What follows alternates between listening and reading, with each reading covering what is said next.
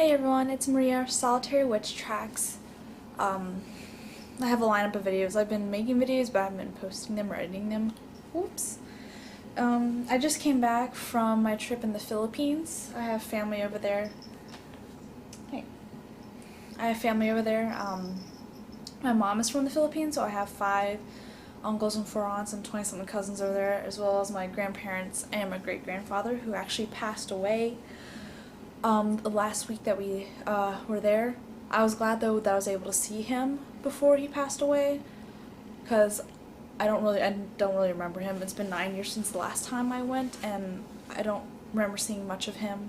I remember my grandmother more though, my great-grandmother more, however, but we had a very nice funeral, and I was happy I could be there before he passed away, and also just to see all my family as well.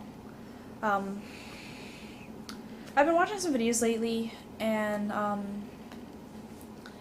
who was it? The Four Queens. I watched her video on what it meant to be a witch, what the word witch meant to her personally, and how we should go to our own personal, how we should go with our own personal idea of witch, and how we should not adhere to others' definition of the word witch, because it might not resonate with us, and how that could cause a lot of discomfort and questioning one's own path. And I kind of just and she's mentioned about being in the spiritual rollercoaster, things like that, with being whether or not she resonated or called herself a witch. And I kind of it just kind of sparked me to think about my own spiritual rollercoaster lately. I don't know, it's been for a while, actually, like the past almost 2 years, I would say. I've been just feeling a very, almost low point in my spirituality, and in my practice. For the first in my high school and undergraduate college career, the first 3 years of college, I guess, I felt very strongly, very sure, and I was very active in my practice. I would say a morning prayer, a prayer before bedtime. I would do spells all the time. I would always practice the Sabbaths, always practice the spots as well, and come up with these really elaborate rituals, and always use all these tools and prayers and things like that. And I remember how amazing I felt, how spiritually whole and sound I felt in those times. And I guess when I graduated from college and started, like when I was working and graduated from college, and now I'm in my graduate degree, I can definitely say I'm not doing as much as I used to. It's definitely been a difference. I still practice the spots and Sabbaths, though not as vigorously as I used to, I guess would be the best way to put it.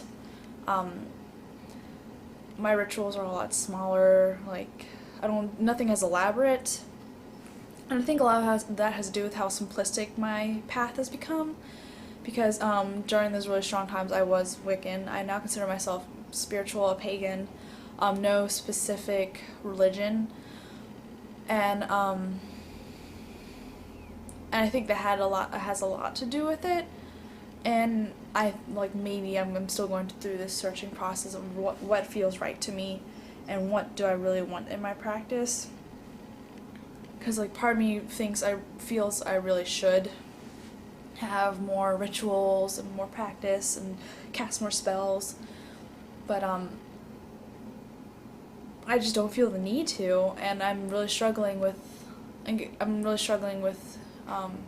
finding peace in that, I guess. I guess because I'm in more or less comparing. I don't think I'm exactly adhering to others' a view of witch or spirituality or witchcraft or anything like that. More or less, I'm comparing my present self with my past self, and that isn't really a good thing to do at all, because you move forward in your path, not backwards. At least you should. And so comparing myself from back then to how I feel now I know it's pretty detrimental, but it's just kind of hard not to when if would have had that feeling of wholeness that I don't have now exactly. And I know this has been an issue with me for a long time, and I keep talking about it and saying things, but it's hard for me to actually go through with it, but I know I need to make more time for myself, like I'm doing right now. Making more time to reflect by making these videos, as well as writing, again, reflecting, and because I don't really keep a BOS. I had one when I was when I first started out, but now I don't really keep one. Like, I'll write spells in it that I know that I want to cast later, so I don't forget them, like they pop up in my head. But I more or less reflect upon them and write notes for my videos that I want to take. But I think creating more time like this and more reading time, because I haven't read a spiritual book in a while. I've been reading more. I think it's because I've been so burnt out in reading, because right now I'm getting my master's in English, and it's just reading all the time. And when summer comes around, breaks come around, I'm just nah, I don't want to read. But I need to. I actually purchased recently Women Who Run with Wolves. I watched a Joanna DeVoe's episode of how the month is kind of being how this month has this theme of kind of women who run with wolves, or just running with wolves in general, and embracing the wildness in yourself. And so that inspired me to order the book, and I think it comes in today or tomorrow. So I'm going to actually start reading that, and read more books like that to try and, I think help me find and search what exactly I'm looking for in my path. I think so. Because I used to also, with spells, I used to always do spells for everything, and it felt necessary.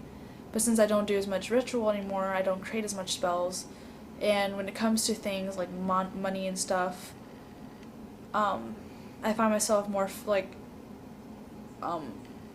more putting physical intent into it by actually working through my hands and going out into the world and creating more money for myself, rather than using spells to help that. But I'm starting to think I need spells again. So I'm going to try and do more things. It's also hard. I think I'm coming up with just excuses, but this is another excuse. Sharing such a small space with my boyfriend and a roommate, it's really hard for me to find space for my craft and my practice. And I would really love to have a separate room that I can do these things in, that I can create the sacred space, because I used to live with my parents, and I had my bedroom, and my entire bedroom was basically my sacred space, because I had 3 different altars all around the edges of my room, and I'd constantly burn incense and do practice and rituals in there, and my room just had this feeling of a sacred space. And it's kind of hard for me to do that when I don't have a private space, I guess, and so it kind of deters me and discourages me from doing anything. But I'm thinking I'm going to have to get over that, and I'm going to have to create a space, wherever it is, and I'm going to have to try to get used to that. But yeah, so that's another thing I used to respond to the Four Queens is because she kind of went over this, not to adhere to others' ideologies, but not to adhere to past versus present now self, if that makes sense. In the past I thought a witch was this, but now I think a witch is this kind of thing, but then these two things collide, and you feel how you felt then compared to how you felt now, and you felt better back then, and you think, oh, I must not be doing something right, then I'm not a witch. But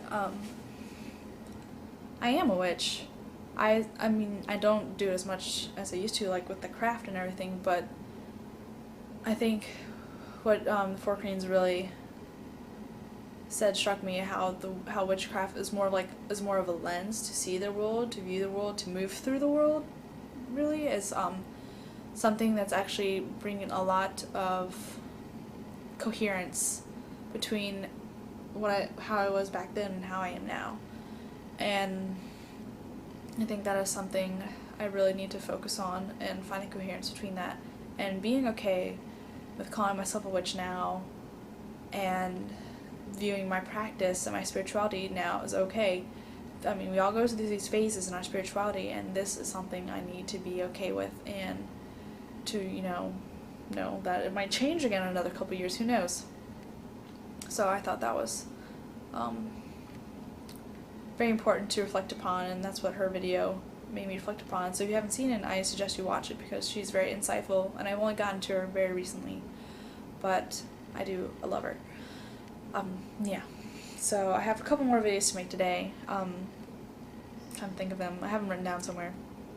But I know a lot of people have gone through or are going through what I am going through now, and I would love to hear about your comments about your own personal experience of this, just to, I guess, help find consolation in my own experience.